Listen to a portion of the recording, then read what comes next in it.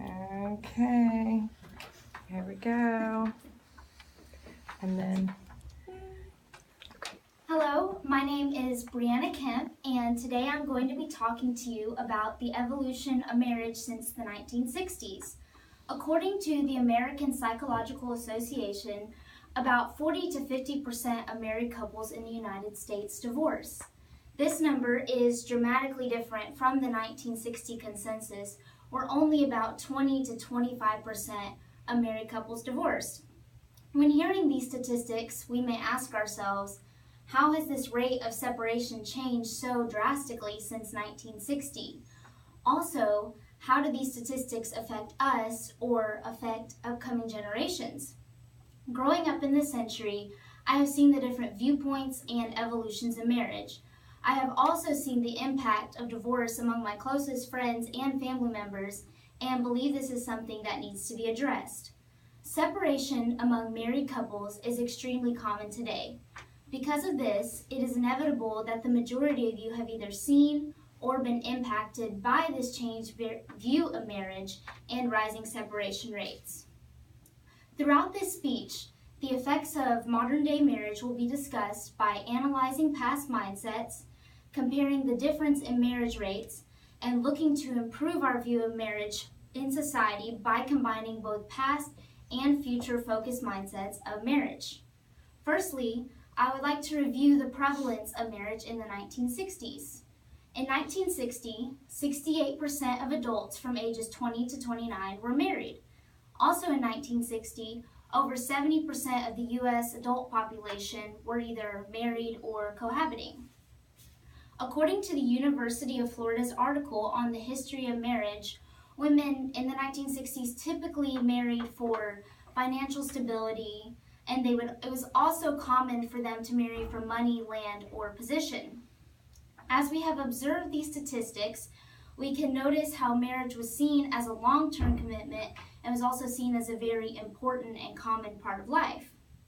In America, there are over 112 million unmarried Americans.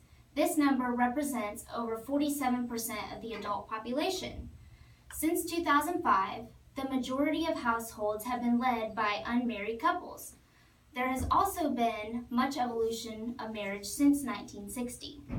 For instance, gay marriage is now legal in 17 states in America.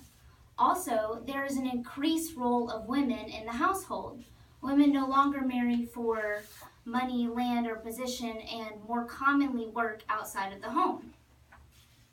Now that you have seen the differences in marriage today, we will now look at the impact this changed view of marriage is having on children and teens. Today, there is an increasing number of children being raised in broken homes.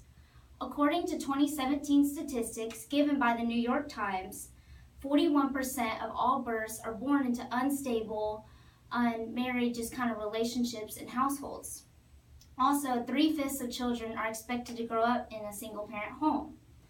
Studies show that children who grow up in a successful two-parent home have a better outcome chance than children who grow up in a single-parent home.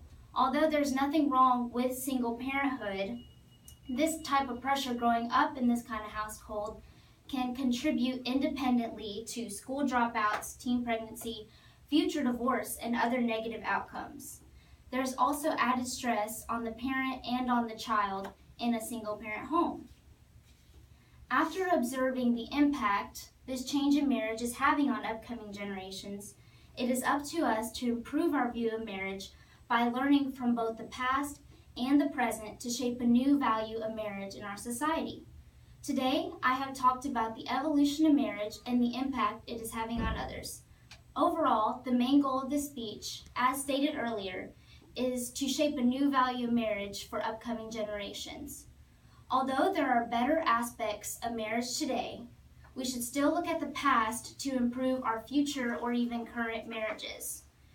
We should take the love and respect we have learned to share with each other today and hold a higher standard for marriages like in the past.